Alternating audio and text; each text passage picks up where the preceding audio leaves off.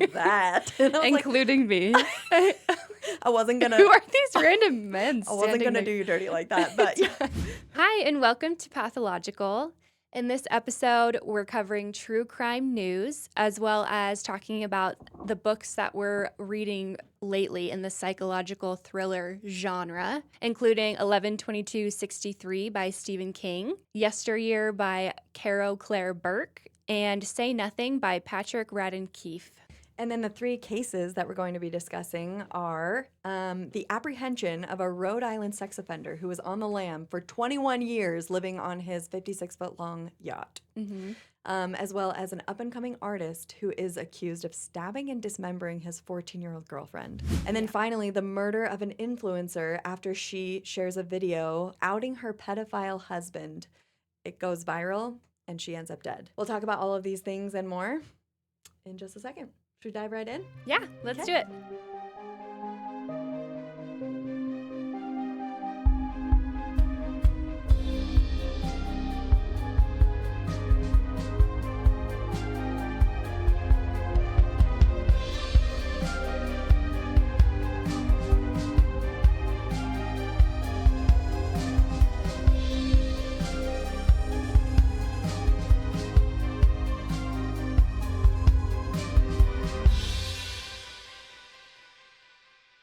Hi, welcome to Pathological. Today is a true crime news episode. And the first thing we're going to do is jump right into books that we've been reading or listening to, movies, TV shows, any of that kind of talk, and then we'll get into the cases. And I think we have 4 cases today that are... Just 3. Just 3. Okay, you have 1 and I have 2. Yes. Cool. Okay, we switched from last time. Yeah. Where you had 2 and I had 1. I didn't even mean to do that. I know. We're so in sync. Yeah. Do you have something you want to start with for what you've been consuming lately? Yeah, I would want to talk about a couple of things. First of all, last week when I listened back to the episode, when you just said listening to the book, I'm like... We went on like a 20-minute tangent. Who cares? We're like, how do you like to read books? Like physically or With like a Kindle? On a Kindle or like listen to it like for actually way too long that I'm like listening back to that conversation. I'm like, and we're like at risk of doing it again. I know. No. I think it was the first ever episode. I know. But seriously, like in the moment, sometimes we're having these conversations where I'm like, I'm sure this is so interesting and people will love hearing about this. And then I'm like, if this was a simulation, I would actually be like, unplug me. No, I would be like one of the NPC, like not real people. Like, what am I talking about? Character. Yeah, just like defining that for the oh yeah, no, I'd people be like me. A bot. I would be not a real person. I'm like, why? Who cares? Because what you're saying is like gibberish. Yeah, and just like not interesting. Anyways. Yeah. I can see that. And I felt the same way. Yeah. Okay, but now to get back on track, because now I'm getting feeling back like really self-conscious of like, I can't do that again. What are you reading?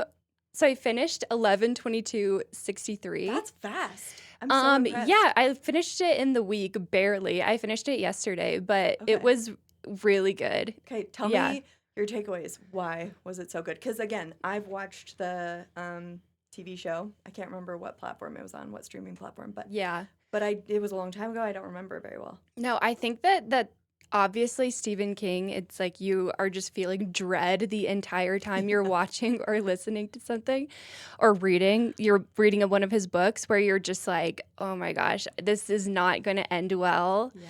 And it almost gets to a point where you're like, oh, maybe this could resolve nicely. And then it just ends so much worse than you could ever. After. Yeah, it's a Stephen King book. You don't know. Yeah, maybe, but it does not. Yeah. Spoiler alert, does not end great. Shocking Stephen King his book. Movie It is not like everybody lives happily ever after. Oh, no. None of his. No. I saw one of his movies a long time ago, and it is seared in my memory in the most horrific way. It was Which one? People were sitting on toilets, and worms came out of the toilet and like devoured them. Wait, what movie is I'm it? I'm really hoping right now that this wasn't just a nightmare. Everyone's like, Julie? No one knows. Are you okay? No, it really is a Stephen King movie. I'll look it up later. Okay. Or I'll look it up now while you keep talking. So tell me about 11/22/63. I guess I don't have too much more to say about it other than, I mean, we talked about last week how we're like, we don't really like when the author goes into so much like of the logistics of time travel and stuff like that, or like when you're it's watching okay something. that it's a mystery. Yeah, it's just like he just found a portal and it's fine. Get over it So and I just liked enjoy the story. that aspect of it. And then throughout the story, I didn't expect for there to be like a love story. Like he goes back in time and falls in love, and that's like a Oh. big conflict. That's also like problematic. Yeah. Yeah. But She's the ending, way older like, than him. yeah. The ending, he goes back and has to undo everything because it just Ruins history. yeah. And Remind me how, and these like rife with spoilers, right? Yeah. So well, the you've whole been plot warned. is like he's going back in time to stop JFK's assassination, Uh-huh. and once he gets back to, I think he's in 2011 or Okay. 2016. No, the TV show came out in 2016. I think he's in 2011. Okay. It's his present time. Mhm. He gets back and like the entire world is in shambles, and Because he Yes. changed history, not yeah, necessarily and, like, because JFK didn't die, but butterfly effect. They're Uh-huh. now living in like apocalyptic times, like in 2011, where anyways. I want to see a time travel movie because that is like so tried and true. That's always the case. It's like, Yeah. oh, the world's burning because of that. Yeah. I want to see one where it's like, everything was way better. Yeah, no, I it's went back in never time. the- I changed some things, and it was so much better. At the Yeah, end. unfortunately, But just that's- never the case. No. Yeah, but then when he goes back to his present time after fixing everything, he like sees and goes and finds the love of his life, but she's like an old woman. And yeah, Does he fall in love with like her great granddaughter? no, Because what movie is that where he's like, Age of Adeline. oh yeah, where Harrison Ford. Oh, love him so much. He's such a great actor, and just he seems like a Blake cool hang. Lively. Yeah, Blake Lively. Yeah. I have mixed feelings about I her. think I think everyone she's actually does. Not a She's good kind of having actress. She's just a rough, got a pretty face. she's having a rough time right Yeah, now. So, But again, I don't want to kick a female like star while she's down because that is just so common. I know. Our society has no problem just trashing any woman that is having her character called into question. Yeah. In the public sphere. I don't know. So yeah, I have issues with her. I don't love her, but I also am like, to be a woman that supports women, I'm gonna just chalk it up to she's having a really hard time. Maybe she's perimenopause, Yeah. and just be like, let's cut her some slack. I don't know. Okay. Maybe Well- maybe that's not very fair of me, but What about you? Would you Kate, read? Would you watch? I have so much to say about Yesteryear, and that's really Oh, all I'm yeah. going to talk about because I just started another book that I'll say real fast and then move back to Yesteryear. I started a book, again, audiobook, obviously, and it's like I want to say a 20-hour read, so we'll see when I get through this. It's called Say Nothing, A True Story of Murder and Memory in Northern Ireland, and it's by Patrick Radden Keefe. I've been very interested in him as an author recently and I haven't read anything of his, but I've wanted to. So this is like the Okay. first of 3 of his books that I'm really going to dive into. Cool. He has this very unique writing style of it is nonfiction. It is biographical about these stories that he covers, but he writes it like a narrative. He writes it in really beautiful prose, very descriptive, almost like it's a fictional story. So it's really fascinating. And I'm like, I want to steal that and write my life story like that. Like write it like it's a fictional story, Yeah. but everything is true. I don't know. It's a very entertaining read. No, that sounds really interesting. A lot of Yeah. historical fiction authors will not stay true to the Yeah, facts. and we talked about that last Yeah. episode that's like very disappointing to me because when I go Yeah. and find the truth, I'm like, oh, okay, they took like too much artistic license Yeah.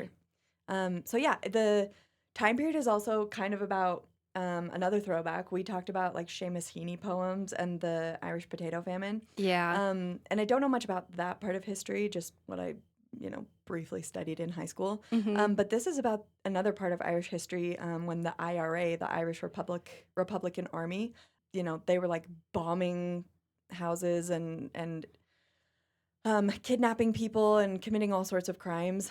And I don't know a whole lot about that period of history. I mean, I've watched the TV show Derry Girls, which like just shows a tiny bit about like the incident that happens in Derry, Ireland. But anyways, and the audiobook is read in an Irish accent. So it's like parliamentary. I like when the audiobook voice Yeah, actors voice are actors. actually like accurate to the accents. setting. Yeah, And yes. yeah, I agree. It's really fun. And it's making me want to like practice my Irish accent, which is currently not good. So Do it. We want to hear anyways. all of your accents, Julie. They say good really interestingly. Like parliamentary was not in a good place. Oh, or that was something. pretty good. And the hard like R Yeah. sound is really fun. Anyways. Like when Saoirse Ronan gives Uh-huh. interviews, I really like listening to the way she talks. Yeah, I love Um, her. Also Cillian Murphy, great Mhm. accent. And Colin Farrell, who's Irish. Did you Yeah. also know Liam Neeson? It's Liam Neeson, right? He's Irish, right? Sure. Oh gosh, I could have gotten that wrong, but maybe Jordan can fact check for us and be like, not Irish or whatever. Okay, sorry. The other thing I wanted to talk about was Yesteryear. I finished it. I just Uh-huh. blew through it. So Yeah. that is, I think, the mark of good writing. I Yeah. do feel like she's a really good writer. And this will be fun because you've also read it. Again, this section will be rife with spoilers, so you've been warned. Get ready. I really thought there were multiple times where I'm like, as she's going back and forth between current day, like the 2000s, and what they said is like the 1800s, which she tells you by the notches on the door frame, how they're measuring the height of the children. It's like Oh, yeah. 1805. Mhm. That's like the way they weave that in there, like telling you where we are in time. There were so many things that were interesting about that. And it started making me think about like the village as I started to see kind of like blips where I was like, this doesn't seem like it's totally happening in the past. Because Mhm. he says something about vaccines. Yeah. Caleb, at one point, when one of the kids is sick and they need to go to the doctor, and he's like, well, they haven't been vaccinated. And I was like, wait, this is the 1800s. Like, are vaccines a thing? That's when I started to kind of see like Question, yeah. the ripple in the fabric of time. And I was like, huh? And then I was like, I wonder if this is like the Village scenario, like M. Night Shyamalan's psychological thriller movie. Have you seen that one? Oh my gosh, we need to watch that together. Okay. Darn it. I am totally ruining the twist. Oh, It's fine. I assumed you would have seen it because No, it's a I'll great movie. erase it from my memory. Okay. It's fine. Anyways, so they've created this world for their children. What's her name? Natalie and Caleb. Uh-huh, Natalie. But they're in the present day timeline. There is no time traveling in the book. That's the big spoiler. There's no time traveling. She's clearly had a psychotic break Mhm. and gotten no help, which it's not really pursuant on her to seek out help. Like she needs someone in her network to say, hey, me thinks you're not okay. So let's go see a Ideally doctor. her husband. Yes. That Caleb is so at fault here. She is going through psychosis, and so she thinks that we're in the 1800s, but he doesn't. he fully He's totally knows and is like down. Yeah. And then the fact that when the boys come of age, in their like second family, basically, they have their first family and those kids are all living normal. And then they have this Yes. second family on this farm and they're acting like it's the 1800s, but it's really just cosplay. He takes the boys that are of age and takes them to the cabin of these farmers that are their neighbors. And it's their older brothers from Yeah. the first half of the family. Yes. And Mary starts crushing on the farmer boys that are her older brothers. I was just like, oh my gosh, like, do you not see Caleb? And, Natalie, you're just totally whacked out. So, Caleb, hello. And then it seems like at the end of the book that she gets incarcerated and serves time in prison and he doesn't. Yeah. It made me think of Ruby Frankie. Yeah. That case that maybe we'll cover one day. But yeah, how she serves time, but her husband doesn't.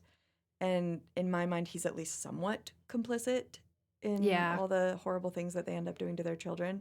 Well, she does it with their therapist, their family therapist. But Yeah. anyways, yeah, I just kind of felt like I had a ton of thoughts, and I guess I just shared a lot of them. But yeah, did you have any on it? I mean, it's been a minute since I've read it, and we've talked about it a couple of times as you've been Yeah. reading it. It's definitely, I've never read a book like that before. Yeah. And also, like, one thing that's interesting about the writing style is it's like very stream of consciousness. And she's an unreliable narrator. Yes. I kind of love an unreliable narrator, especially because I try now to go into movies, books without reading overviews ahead of time, like totally blind. I think it's so fun, just like raw dogging new content. And this one really caught me by surprise. I Yeah. liked it so much, the way it was written. And then at the end, when you find out, like, she said like these horrible things about Vanessa in the car with her kids, but in the narration, she thinks she says it in her head to herself. Yeah, no, she when starts in fact, saying things out loud that Yep. she's not even aware of. yes, Yes. and her eldest daughter Clementine has caught it on camera. So we have like in the fictional story, they have actual footage Yeah. of her saying these horrible things about people out loud Yeah. around them, and it's like, oh wow, okay, so they saw the psychosis as it was unfolding and did nothing. It's not Clementine's job, it's her husband and the adults around her. Yeah. And then the assault on Shannon, and now I'm like, she was an unreliable narrator. Like, the assault could have been way worse on Shannon Yeah. than No, how that it's was depicted in something her that was mind. confusing to me. Me too, but I I think don't- that's how it's supposed to Yeah. be. I had so many questions as I was ending the book. Yeah, like, is Shannon overreacting? Is she blowing it out of proportion? And her pants just accidentally slipped around her ankles. Do you remember that part? Yeah. Okay, because she was like changing in her room, and Natalie comes up and like they scream at each other, and then she tackles her, and her pants end up around her ankles. Anyways, so I kind of love how mysterious it's left off. The author doesn't explain all of that for you because you've been told the story by someone who is not going to tell it very factually Yeah. or objectively, Yeah. because it's totally from her perspective. Yeah. So, yeah, I just really like, I kind of like being lied to as a reader and having to like figure it out. And I think that's why I'm Yes. so interested in true crime, because so often the stories you hear from the perpetrators are like, is that really what they believe? They're not lying in their mind. They think they're They've- telling the truth, but it is so far off of the like physical, tangible evidence that we have or the video CCTV footage that we have. But they've truly had some sort of break in their brain, and they think what they're saying is accurate. Yeah. It's such a bending of what is truth that I find really interesting. Agreed. So, anyways, the last thing I wanted to say is I love listening to podcasts, and I was listening to a podcast interview with a known diagnosed sociopath. Her name is Patrick Gagne. Gagne. Anyways, it's Gagne. And she wrote a book that I have on hold on my Libby app, so I Oh. don't have it yet. What is it called? It's called Sociopath, a memoir.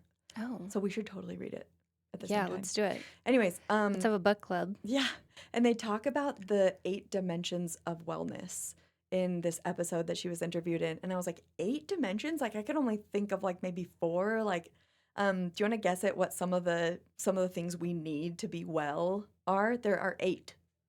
What, like, some of the ones that I thought of were like, you need to be emotionally well. Yeah. Emotionally, physically, spiritually. Mhm. What you said? What mentally? Yeah. Actually, mentally is not one of them. Oh, you but- don't have to be mentally well. No, I think it parses those out more Yeah. specifically. So you said Mentally- emotionally, Mhm. and then we said what? Physically, Um, spiritually. spiritually. Yeah, those were the ones that I came up with, but here they are. Physical, emotional, social, intellectual. That's where like I think Oh. mental gets parsed out into like emotional and intellectual. Yeah. Spiritual, occupational, and I have Hmm. brief definitions for these. Financial, and finally environmental. Okay. So physical is pretty, like a lot of them are pretty obvious, but I'll just really quickly. Physical well-being for us is like healthy food, quality sleep, regular exercise. I liked how they had those qualifiers. It's not just like sleep that sucks or like food that is just calories. It's healthy. Okay. Yeah. Emotional one is like understanding your emotions and then having strategies to cope with them. Okay. And that is missing in so many of these true crime stories. Yeah, I was gonna say, like, so far, like, I think I'm, like, at a miss for all of them. I know. I'm like, Think about "Ooh." being a postpartum mom. Yeah, no, I was like, Most of these sleeping? get No. taken away from Eating you. well? No. Regular exercise? No, your No. body freaking hurts so bad. Yeah, yeah. Yeah, that's why I think like postpartum depression is like a given. It's like I know some women know. think they don't go through it, but I think all women Well, that I feel give like birth. there was a few times where I was just asking my friends or like asking myself, I'm like, is this Normal. postpartum depression or am I just extremely sleep deprived? Yeah. It's like, what's the On the verge difference? of actually hallucinating. I was hallucinating. Like, what's the actual line where I'm like, I know. I don't know. And it's so often like we understand life in reverse, right? So like you can't make sense of it when you're living it. It's Yeah. so often when you look back that you can see like I was not okay for like 6 months after having each one of my babies. I know. And I felt like I was like doing okay. And then looking back, I'm like, I was not And doing you see okay. pictures of yourself and you're just like you look half drunk. Like I'm Yeah. talking for myself.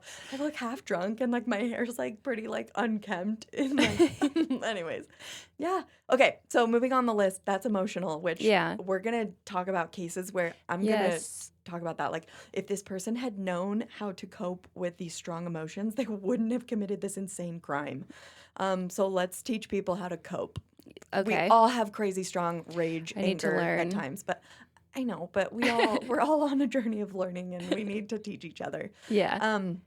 Okay, the next one is social, so like building healthy relationships and having a strong support network. Yeah. That's also something that's really hard as if you move to a new place or intellectual, learning new things and using creative skills. Mm-hmm. As a new mother, you're just existing to help a little infant survive. Yeah. Your creative pursuits kind of don't feel like they matter for a while, which Yeah. sucks. Then spiritual, finding a deeper sense of purpose, value, and meaning in life. So it doesn't have to be an official religion, just finding a deep sense of purpose and value. Occupational, gaining personal satisfaction and joy from work or volunteer tasks. Uh-huh.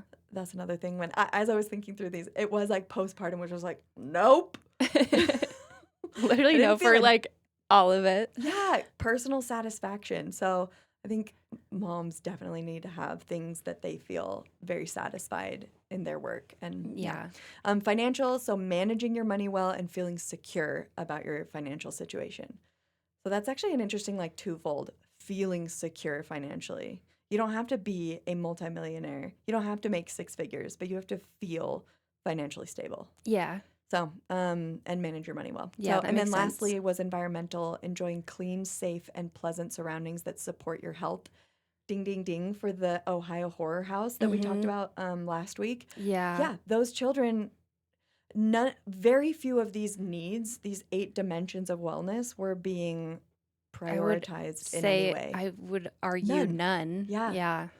Financially, nope. Environmentally, feces on the wall, nope. Occupational, no. They had like no crayons and clay to play with or Play-Doh, whatever, Yeah. blah, blah, blah. Anyways, now I'm just like belaboring the point. But yeah, that was something that I found very interesting in the book Yesteryear. I was like, this is why it counts as neglect and child abuse for these children because they were malnourished.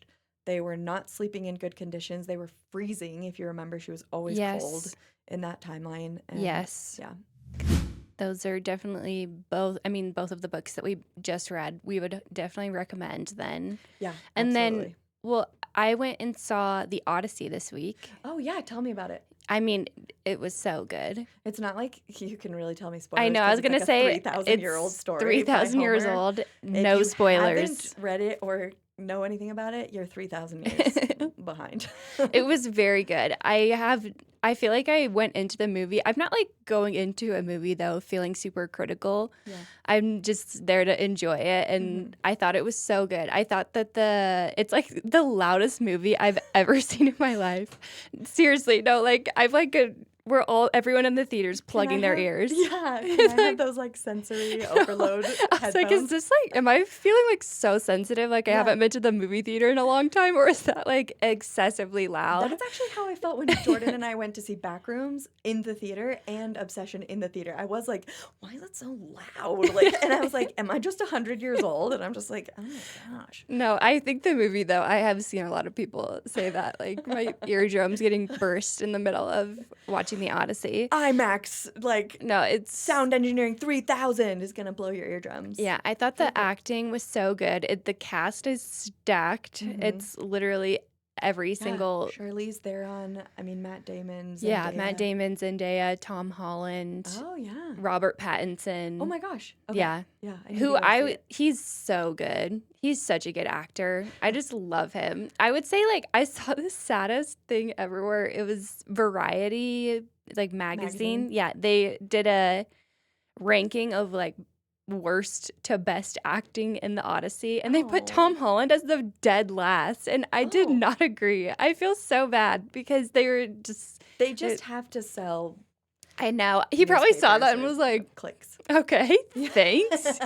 I did not agree. Actually, like, one of the only parts of the movie where I was like tearing up was when, not spoiler alert, but I guess spoiler alert if you don't know the story. Yeah. Telemachus, who Tom Holland's character realizes that the man that he's speaking to that he thinks is like just someone that knows his father. It's like a whole thing where he is his father. He like realizes that he is speaking to his father. It like all clicks for him that this man that's like disguised as like a beggar looking like crazy is his dad who's returned, and he like realizes it and he like starts getting tears. And I was like, this is the only part of the movie that I felt like really emotional watching. So he totally didn't deserve that. Yeah, I was like, wow, that was rude. Yeah. Sorry, Jordan. Jordan told us we hit the mics. He told me we I hit the mics punched so much. my microphone. Yeah. So. Sorry. Okay. Sorry. Anyway, it was so good though. I'm just realizing that Bluey has so many like highbrow moments in its writing, its scripting, because the dad. We love Bluey. I love Bluey. Your kids aren't quite aged up to watching Bluey, right? We've just started, but I've seen a lot of it. I've watched it with like my niece and nephew, and the dad Bandit. Oh, and I love the Aussie accents. Like I just love an Aussie accent. And the dad calls a lot of the characters, or no, just one character, Telemachus. Oh, and so really? When you just said that, I was like, oh, they're so advanced. Like they're so literary in the names that they come up with. Oh, that's funny. Yeah. Oh, that is funny. Anyways. I'm excited to see. Okay, and our recommendations: Odyssey, Bluey, all across the boards. Like we're all over. Is what I mean to say. So, anyways, should we jump into? Yeah, cases? let's get into cases. Okay. First case that we're talking about today of 3 is, and one of our friends found this and texted it to me. So like, shout out to you. You know who you are. It's a sex offender who was a fugitive for 21 years. Yeah. Yes. And he hid in plain sight as a yacht-owning LA biopharma executive. Okay. So I'm going largely off of an article that I read in the LA Times, and it's dated Tuesday, July 21st. We don't have that much more current information, so this was like 5-6 days ago. I thought that he was, when she sent it to us and all I heard was that he was living on a boat, I was imagining him like... Castaway? Yeah, castaway on a raft. Like on a raft, and that's how he's been evading capture just like this whole time. Insanely sunburned, damaged. That's so funny. That's not what I envisioned because it said yacht. Oh, like, I don't know. Oh, this guy's living it up. And sure enough, he was. So here's a quote, like a little paragraph from the LA Times article. His name is Richard Graydon. Okay. He is so creepy looking. A lot of these people just, okay, I'm going to show you a picture real fast. Show me. And maybe Jordan can put a... Oh, he's... That was a really great reaction. It's like actually a jump scare. I know. Oh my gosh, he's so creepy. And he's like kind of smiling, but it's like... Maybe he's like kind of horrifying. I feel fine trashing this dude because he's a horrible person. I wouldn't like just if he was a great, wonderful, altruistic human being, I'd be like, he's a sweet spirit, like looks wise, didn't get any. But anyways. Oh my gosh. Oh yeah, his face almost looks like Heath Ledger's the Joker. Like really, Yeah. like I don't know, the textures all over the Creepy place. texture on Yeah. his face. Okay, so If you're Richard, not watching. yeah, Richard just- Graydon spent years cultivating an enviable life. He worked for a biotech pharma company, Big Pharma, in Los Angeles. He owned a 56-foot yacht. So it's like you can literally live on that for a very long Yeah. time. He named it Silver Lining. I don't know if there's any deeper Silver meaning to that. lining. I kind of like that though. That's kind know. of a good name. It is a great name. Dang it. And authorities said that he was known as a master yachtsman and a world traveler. Good for him. But the U.S. Marshals Service and federal prosecutors say it was all built on false identity. Graydon's real name, okay, so that was not his real name. That was how they found him. Graydon's real name, federal authorities said, was Ronald L. Fischer. And he was a Rhode Island fugitive who used more than a dozen aliases. So it's not just the name Richard Grayson that he goes by, tons of other aliases. Okay. So that made it complicated to find him for 21 years as he avoided capture. Anyways, for more than 20 years, about 21. Last week, a federal task force, along with the U.S. Coast Guard, tracked Fischer to his yacht and took him into custody off the coast of New Jersey. Fischer, who had been accused of raping a woman on a yacht called Lion King in 2003. Okay. I know, don't you ruin that childhood, like, In 2003. epic movie for me. Yeah, 2003. In New Jersey? Let's see. I don't know. I don't know where the yacht was. But this is where he was arrested in New Jersey? Yeah, so And he'd this been was accused. when, like, last week? Mm-hmm. Maybe he was trying to go to the World Cup. Isn't that where it was? I don't know. Oh, I The think it final? was. I think it was, wasn't it? I don't. Maybe remember. not. Dang it! I watched it, but I don't remember where it was. Maybe he was trying to go. He wanted to see the halftime show. Yeah. Oh my gosh, which was amazing. Justin Bieber. Yeah. Ugh, I love him. Oh, I also love that Ronaldinho was standing next to Madonna, and everyone I was watching it with was like, "Who's that?" And I was Including me. like, I wasn't gonna. Who are these random men? I wasn't gonna standing do you dirty like that, but yeah. Who are those guys? And I actually don't know who the one to Madonna's left was. No, I was so confused. They're I thought they were Madonna's right. backup dancers, and then they were just standing there like. They just stood there and smiled like Yeah, these it's like, really, who are these men? goofy smiles. Yeah, Yeah. it was Ronaldinho, like really incredible soccer player that played for Brazil for a long That's time. just not my sport. I don't know. It wasn't my much. sport either, but my brother, one of my younger brothers, was super into like all of the. Let's see, he was into Spanish league. He was into like, oh gosh, I'm gonna butcher these, so I just will. Moving on. Move He was along. really into European football. Okay. Yeah, Anyways. football. So we keep going on tangents, so here we go. Back to reading this. Fischer, who had been accused of raping a woman on a yacht called the Lion King in 2003, fled during his May 2005 rape trial.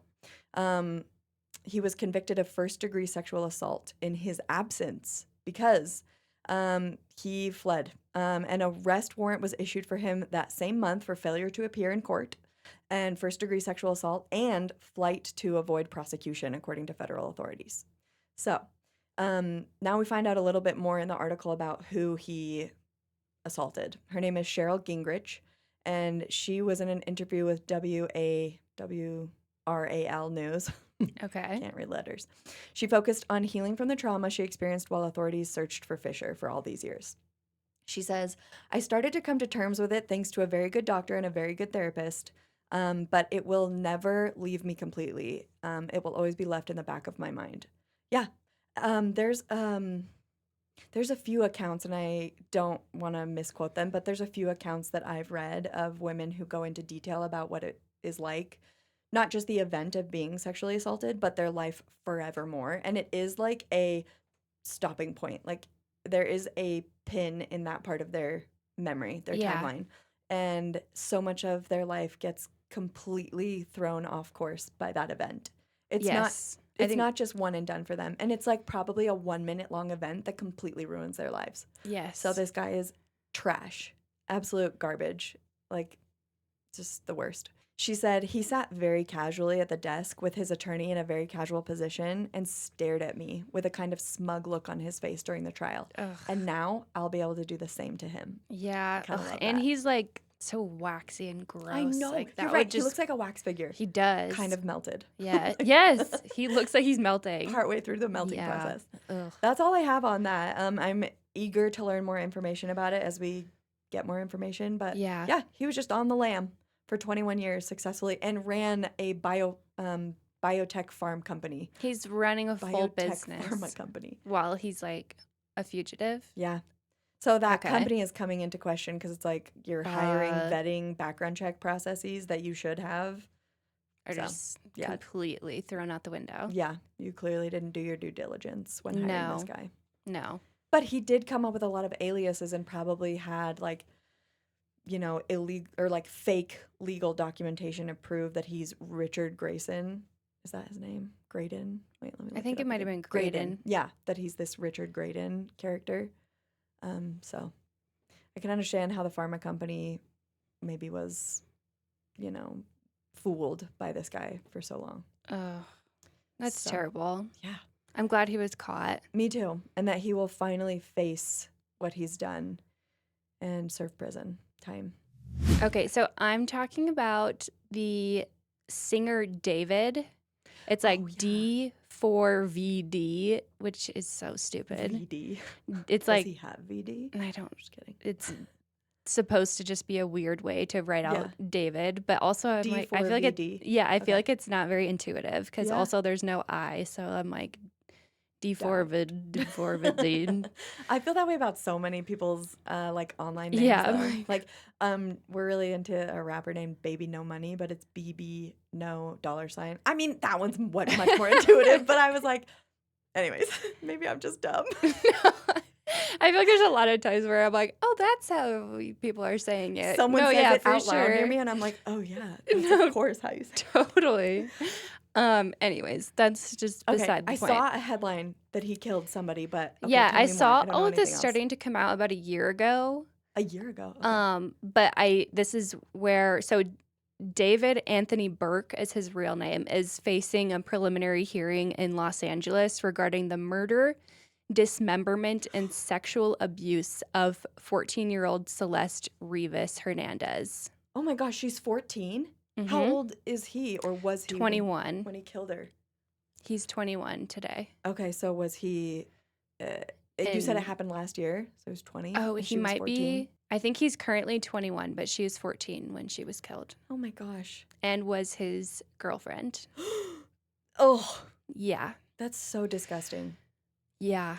So, So he's 6 years older than her, yes. sexually abusing her. Mm-hmm. Gross. Yeah. They also met when she was 11 years old and he was 18, Oh my gosh. an 11-year-old. Oh my gosh. Can you? I just That's cannot. prepubescent. Well, although maybe Yes. she, matured early.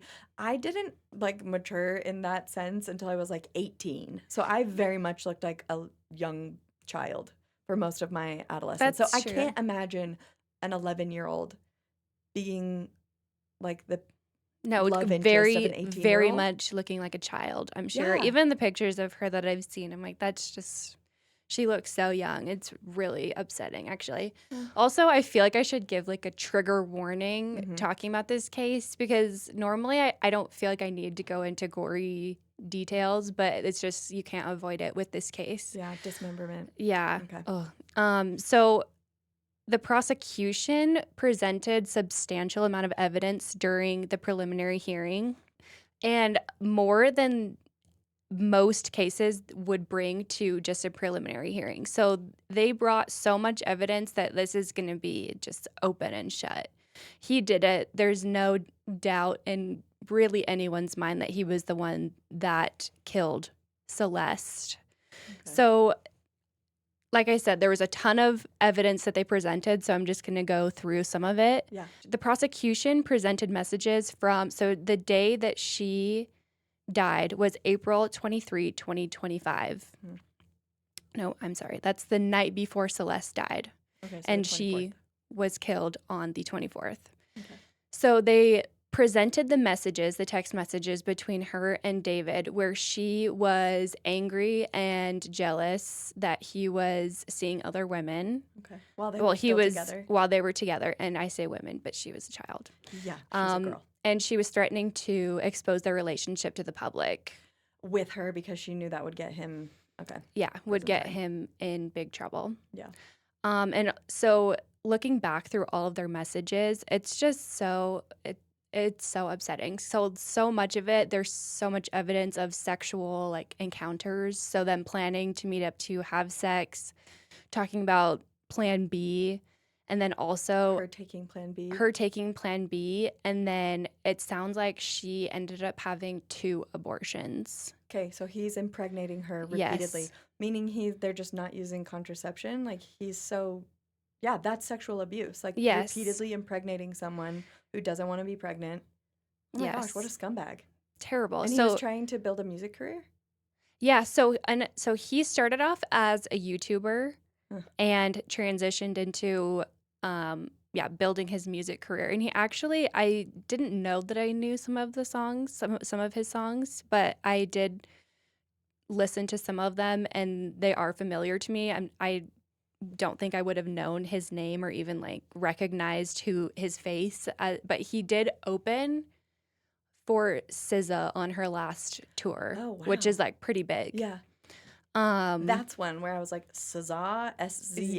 Yeah, Like, yeah. how am I supposed to say this? yeah, which is SZA. she's a very big artist, Yeah. and so that's just crazy that this is who we're talking about. Yeah, Um, such a creep. so creepy.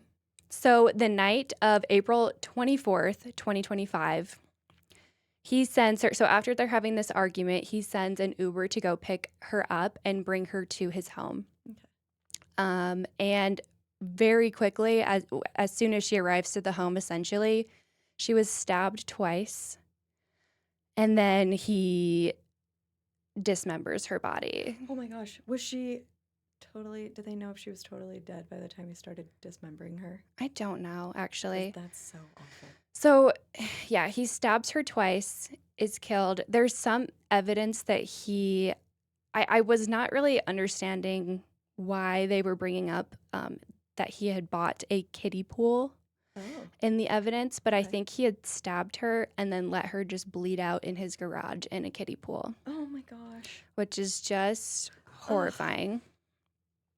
Oh my gosh.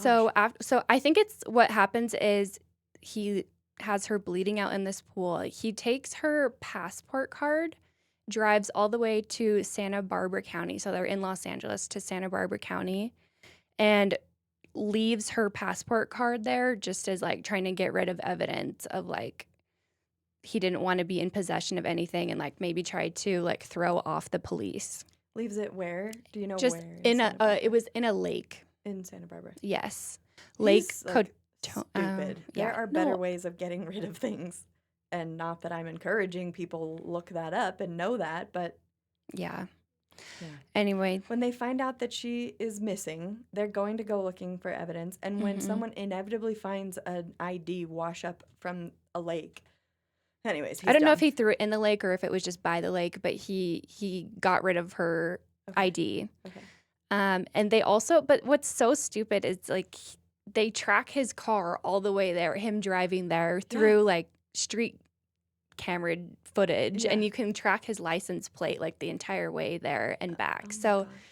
so within 20 minutes of the Uber dropping her off, he had started texting her like, "Where are you? Where are you?" Trying to like Okay. act like she never showed up to his place. Mhm. And trying to cover his tracks immediately. So So was he trying to frame the Uber driver? I Or don't know. He didn't. I don't think feel it like through he and did was not. dumb. Well, it seems like so he did think this through. It's This is absolutely completely premeditated. premeditated. Yeah. The kiddie pool, he wouldn't just own one of those. Yeah. No. Or And also, so the night that he murdered her, there is evidence that he ordered. So I think what happened is he stabbed her twice, let her bleed out.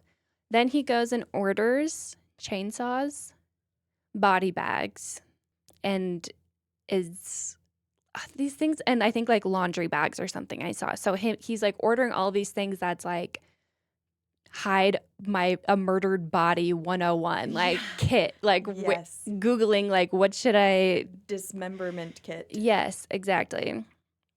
And he didn't. Okay. So it's premeditated, but very poorly. He cannot make a plan and think it through all the way. No.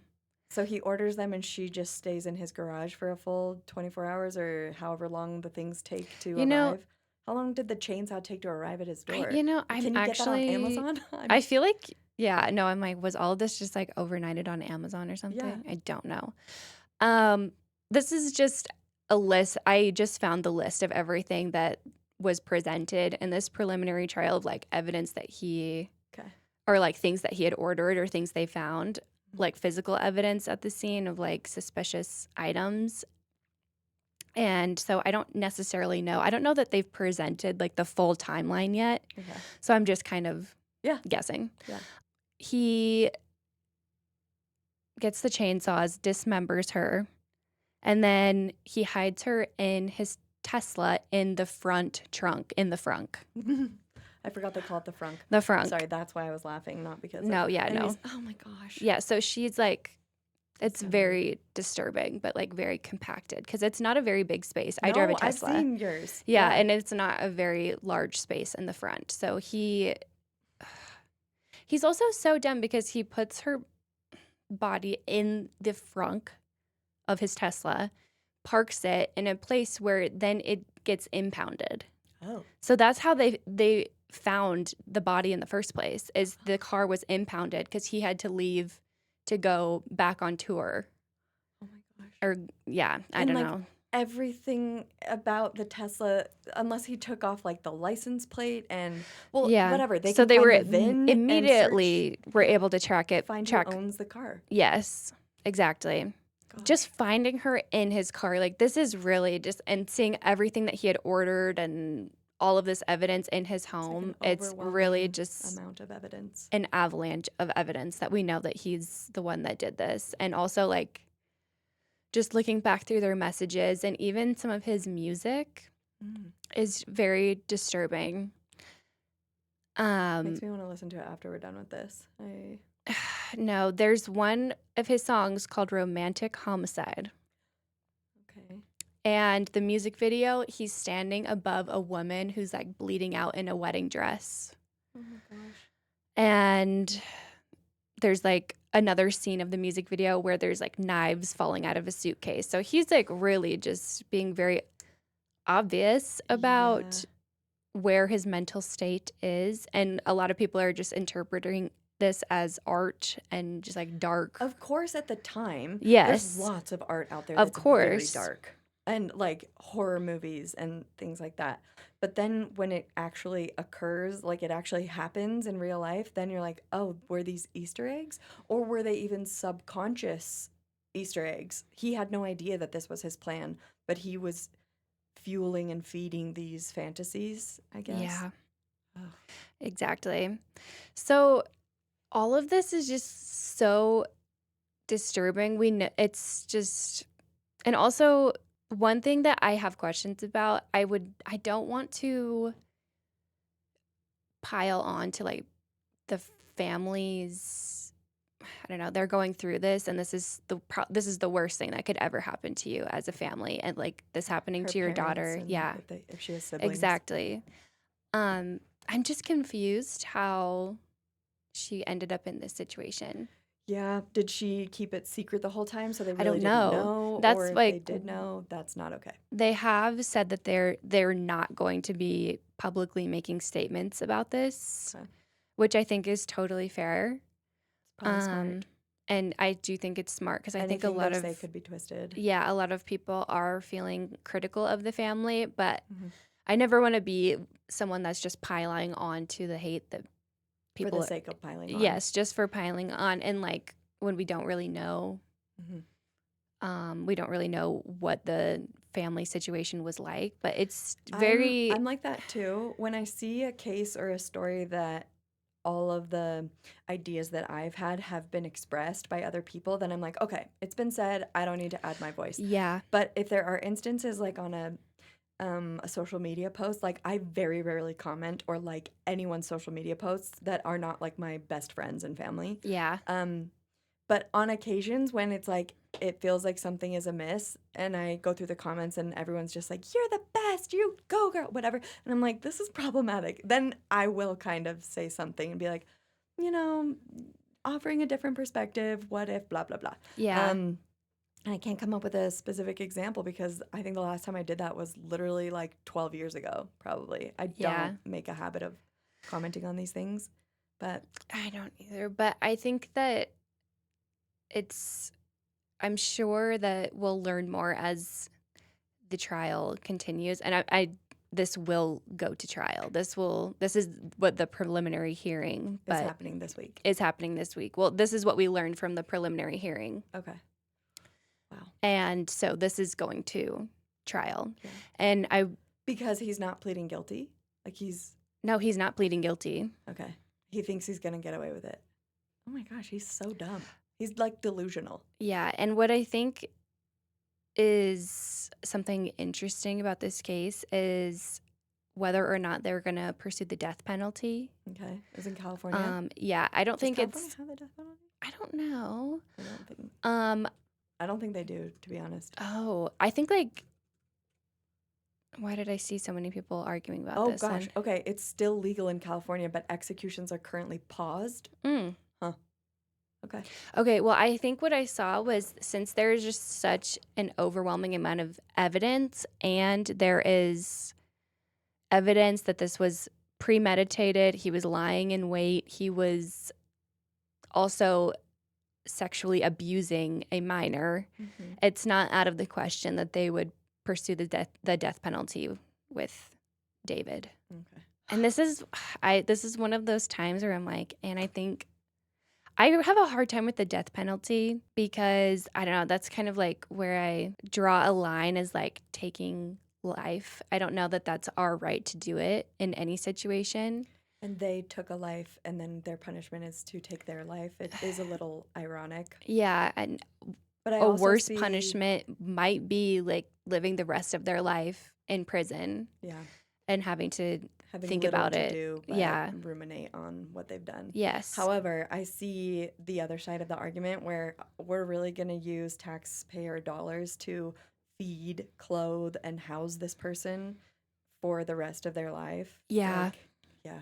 But then when people even get put on death row, they wait there for a long time. Even if they do get the death penalty, Yeah. they are allowed a certain amount of appeals. No, a lot of people And- die before they even make it to. Yeah, their execution. Yes.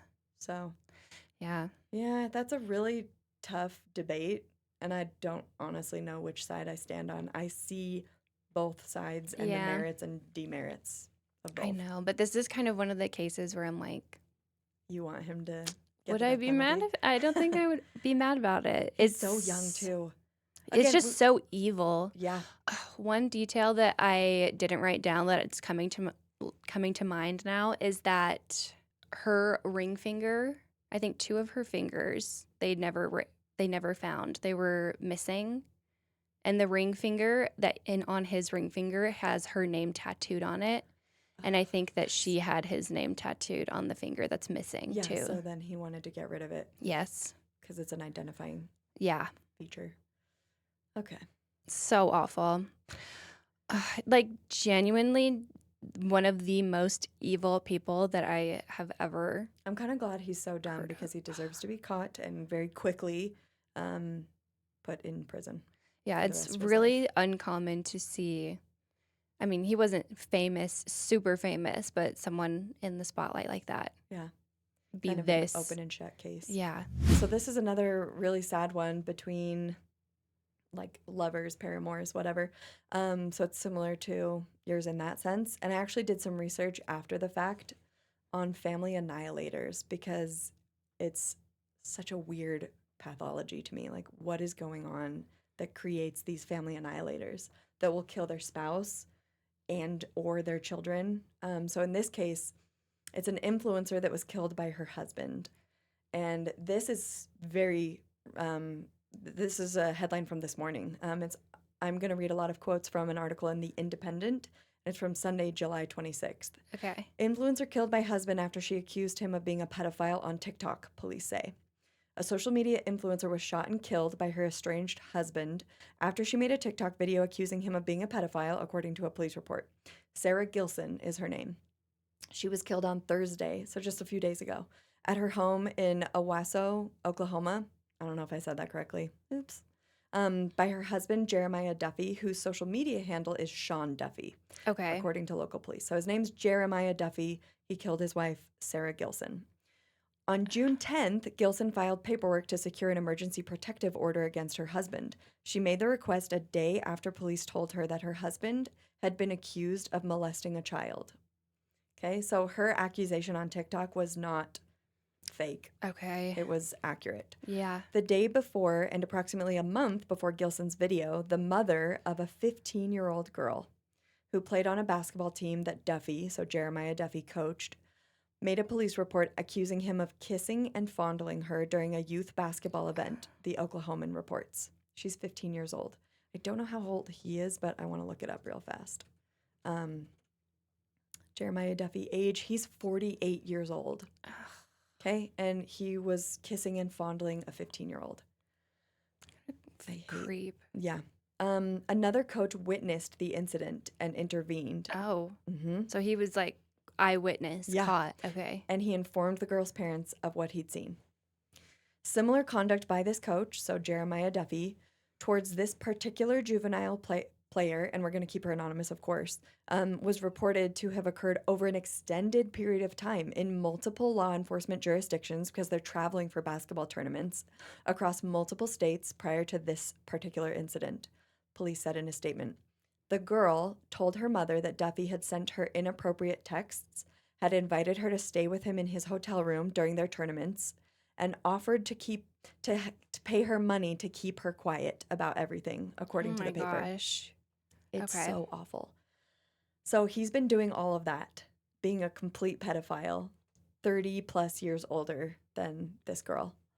And his estranged wife, Sara Gilson, is told about these allegations on June 10th. She gets a restraining order or a protective order.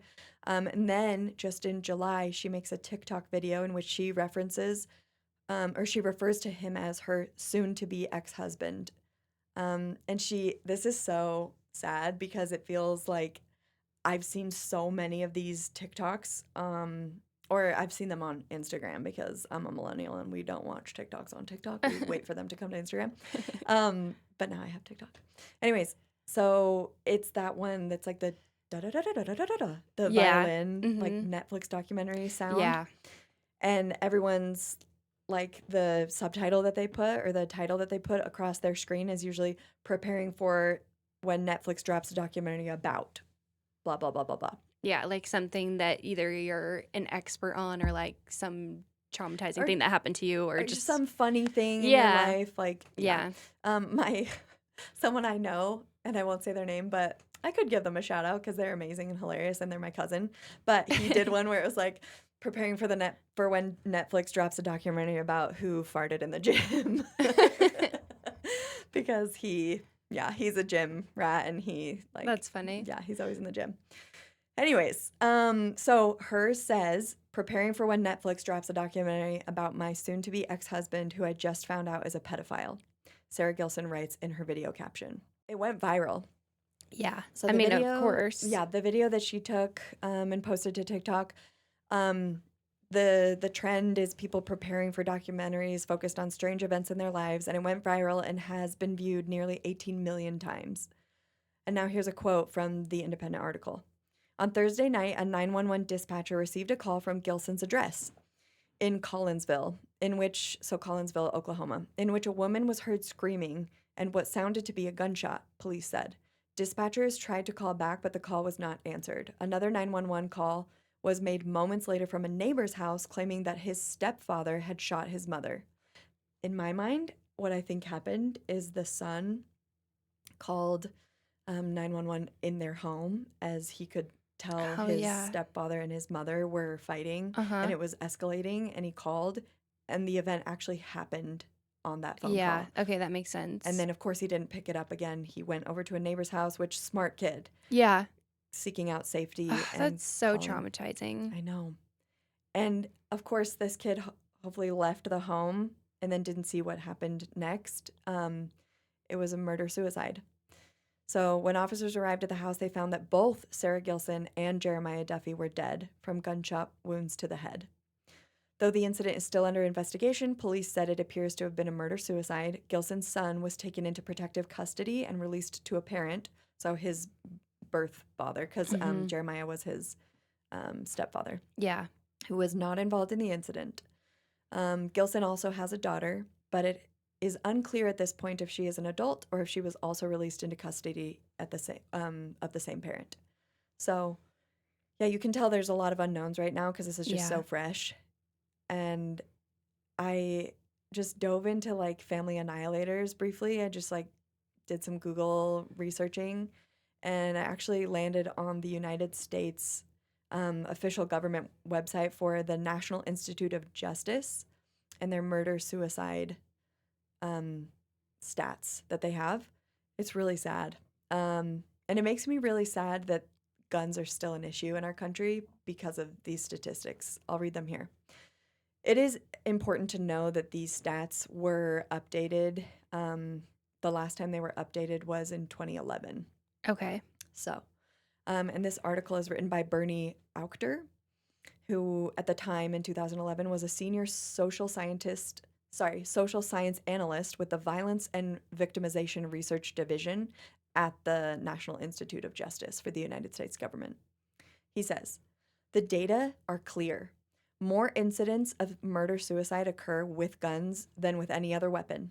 Access to a gun is a major risk factor in familicide, where you kill your entire family, Yeah. because it allows the individual to act on his or her rage immediately Yeah. and in an impulsive fashion. In 591 murder-suicides, which that's awful, 92% were committed with a gun. States with less restrictive gun control laws have as much as 8 times the rate of murder-suicides as those states that have more restrictive gun control laws. That's Yeah. very sobering. Yeah. In states in the United States where they have very loose gun control laws and just allow people to pretty easily get a hold of a gun, it is so much more likely, it is 8 times more likely that they will, if they commit a familicide, it'll be with a gun. And yeah, it's really, really sad. Compared to That's Canada, awful. Yeah. the United States has 3 times more familicides. Compared to Britain, the United States has 8 times more family annihilators. And compared to Australia, the United States has 15 times more family annihilation cases. Jeez. And that has so much to do with our treatment of guns and how and again, I actually see both sides of this debate too. It's like we need to preserve people's freedoms in this Yeah. country, and this country is founded on freedom. But how far is too far? Like Yeah. freedom of speech can be really problematic when it gets too far and people are just touting really horrible things and gaining a following. Mm-hmm. Freedom of gun ownership. Okay, but they're taking away the freedom of the people who they kill with these guns. They're taking away other Americans' lives. Yeah. Charlie Kirk case. Charlie Kirk was murdered with a gun that someone was just easily able to obtain. Yeah.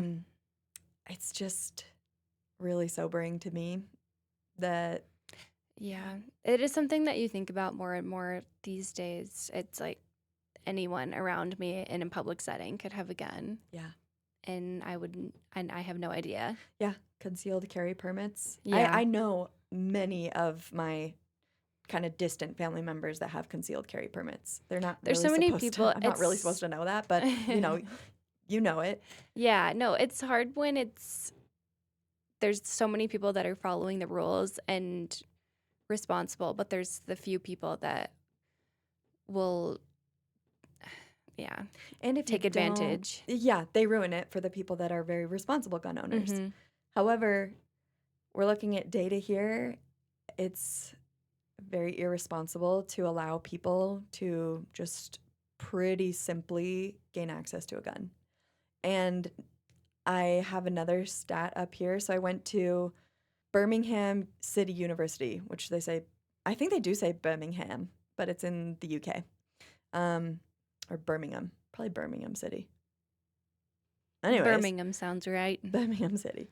Okay, so they did a whole study on family killers, and this article is entitled Characteristics of Family Killers Revealed by First Classification Study. And what they say is that it can kind of be boiled down to 4 categories: the self-righteous family killer, the disappointed family killer, the anomic, and I will go into these a little bit more to define them, anomic family killer, and the paranoid family killer. And unfortunately, what they found is that the clearest unifying factor is that it is overwhelmingly a male crime. Yeah. 71 family annihilators were identified, and 59 of them were male, said Professor Wilson. We found that the rate at which this type of crime is being committed has increased over time, with the first decade of the 21st century claiming over half of all cases.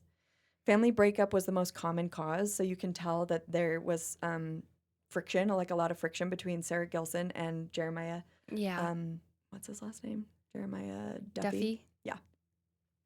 And so family breakup was the most common cause, accounting for 66% of cases. Yeah. Although this included related domestic issues such as access to the children can cause things to escalate to this point, financial difficulties, and honor killing / mental illness. Yeah. I mean, we talked about the case last week of Larry Millett, who was trying to hire the spellcaster to get his wife to fall back in love with him. Yeah. But she was allegedly having an affair, according to him. We don't know for sure because they never found the body. Yeah. They don't know. Obviously, we don't know how he Killed her. but we know, like, yeah, it's the stressor and the reason for him killing his wife was because their family was breaking up. So, and he felt emasculated, Yeah. potentially. yeah. Another quote from this article is they say, in all of these cases, masculinity and perception of power sets the background for these crimes. Yeah. The family role of the father is central to their ideas of masculinity, and the murder represents a last-ditch attempt to perform a masculine role, which is so sad to me. Oh, that's just making me think of, like, Chris Watts. Yes. That's someone that we should Cover. do a deep dive on. Yeah, that one I think I'll need time to No, that is prepare myself for because it's I know. so I almost am like, or maybe despicable. not, because I don't know if I Yeah. don't want to cry. I on know. the- Plenty of times as I've been researching these, I have just No, cried. it's so disturbing. Yeah. So I do cry upsetting. pretty easily. Ever since having kids, my threshold for crying is just like really low. But okay, and I wanted to really quickly dive into these because for sure over the next few months and years as we do this podcast, we're going to cover family annihilators, and it's just such a bizarre pathology to me. I can't imagine taking that course. And there's so many instances where So selfish. yes, if I can't have you and live happily, you can't live happily, and you can't move on and live your life with other people. No. The self-righteous one is, so the 4 types of family annihilators that this Birmingham University has found. The killer seeks to locate blame for his crimes upon the mother, who he holds responsible for the breakdown of the family. So completely passing off blame. This may involve the killer phoning his partner before the murder to explain what he is about to do, which I do know of cases where that happens, and it's so sinister. For these men, their breadwinner status is central to their idea of the ideal family. The next type of family annihilator is the disappointed. This killer believes his family has let him down or has acted in ways to undermine or destroy his vision of the ideal family life. An example may be disappointment that children are not following the traditional religious or cultural customs that the father thinks are important. So that one's also really sad. Yeah. Anomic. In these cases, the family has become firmly linked in the mind of the killer to the economy. The father sees his family as the result of his economic success, allowing him to display his achievements. However, if the father becomes an economic failure, he sees the family as no longer serving this function. And so he must Oh my gosh. annihilate them. Yeah. That one is very confusing to me. Yeah. It's like It's like, I'm broke, so I'm going to kill my family now. because they're also potentially an economic drain in his mind. Okay. Spending his money, he goes to work all day. I'm just trying to play Yeah, I I don't guess even want to that's say that. But I'm just trying to no, like I know go what you into their mean. mind for a Yeah, brief yeah, yeah, yeah, second yeah. and think like maybe How they did feel they get like there? I'm spending all day earning all of this money to support them and they're just Yeah, spending it all and I I guess can't get so. out of this hole, you know? Yeah, I have heard of cases like that. And then the last one is the paranoid.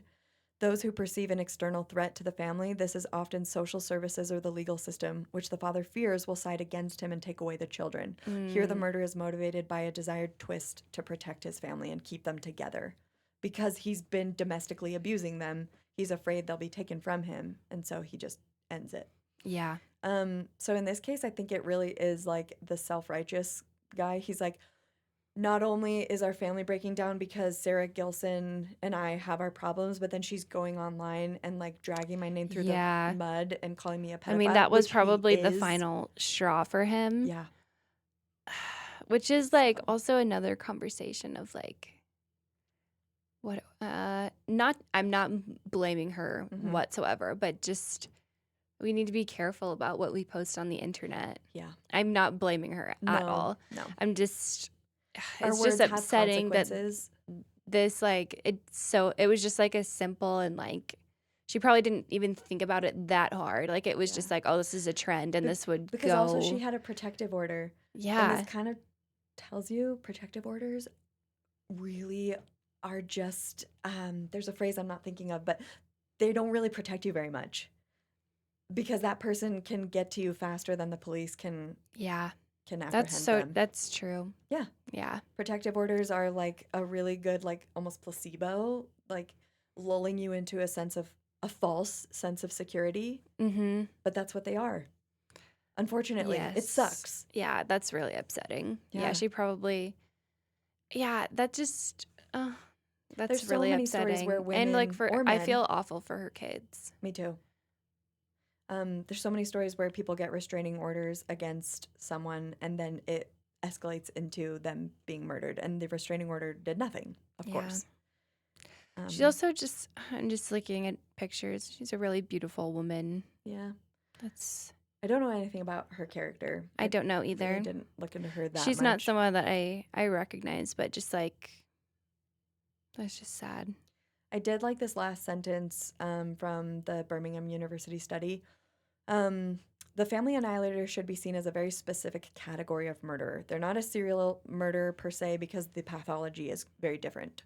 To begin solving this problem, the role of gender must be recognized, acknowledged, and acknowledging that it is mainly men who will resort to this type of violence.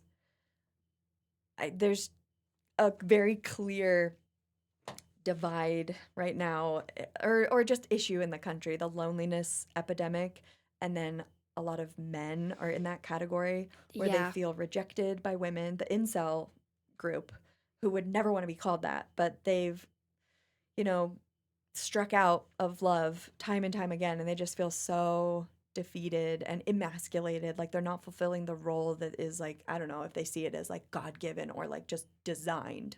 The role is that I'm supposed to find a woman, we're supposed to get married, we're supposed to have a bunch of kids, and I'm supposed to economically provide really well for them. And if I can't do that, then the world has wronged me and people owe me things. Yeah.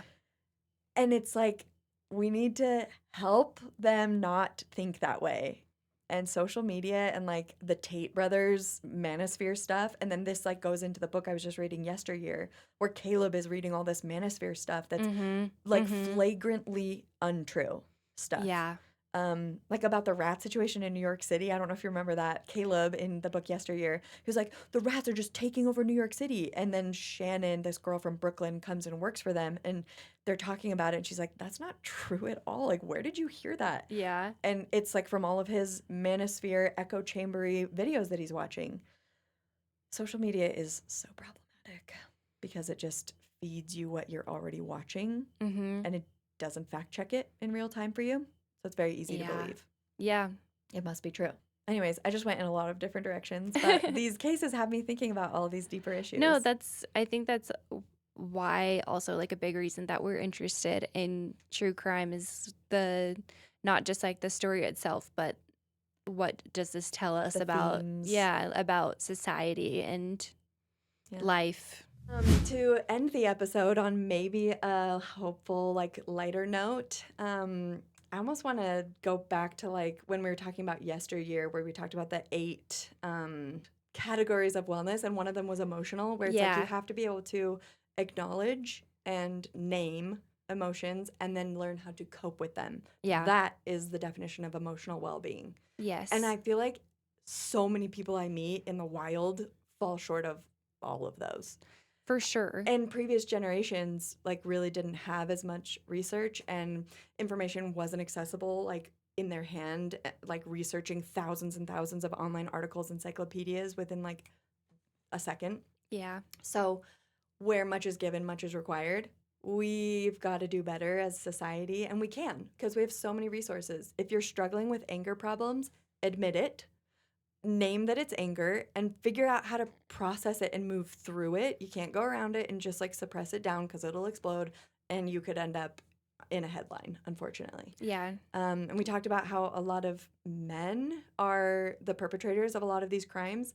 And I feel like society is doing them a huge injustice where they are not teaching that to men. It's almost seen as, like, a woman's job to help people process their emotions, where it's like, no, like, we're handing over the reins. Everyone has the autonomy and responsibility.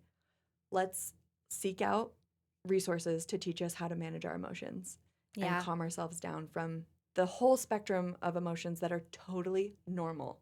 You're not a crazy person if you feel rage. Everyone Yeah, feels of course. Yeah, Yeah. of course. But there's so much shame around really strong emotions on the emotional spectrum Yeah. that it then becomes so shame-centric and, like, Yeah, you need to oh, I learn. can't believe I'm so jealous of other Yeah, people. no. We Or, need to like- learn how to cope with that anger Yeah. and not kill our families. Yeah. Yeah. Way to bring it right back down. Okay, sorry. No, you're good. But that's really what I'm saying. Yeah. In so many words. I'm saying it in a long way, and you're saying it in a brief way. Well done. But yeah, truly, I think that's the message of hope, that we can do better as a society. It just requires everyone saying it's okay to have the full spectrum of human emotions, to be angry with your friends and your family, to feel betrayed by them, to feel like you can't trust the people that are closest to you, because things happen and life is messy. You can feel those things and not escalate it to violence. Yeah. There's no reason, no call ever for violence. Yeah. You may vehemently disagree with other people. We don't need to be violent ever. And so those strong emotions, like, punch a pillow, scream into a pillow. That's fine, you know? Yeah. Don't direct those things toward human beings. Yeah. So I know we're, like, Amen. talking about it in jest, kind of, but, like, truly, there have been times when I'm deeply in the pits of postpartum depression where I've screamed in a pillow, because it's like I'm going on 2 hours of sleep for 5 days in a row. I'm going literally insane, but no one around me deserves to be screamed at. Yeah. So the Yeah. pillow. Amen. The pillow. We've all been there. Yeah. Okay. We're so glad that you're all here. that Yeah, you thanks tuned for in, being here with us. and we'll see you next time on Pathological.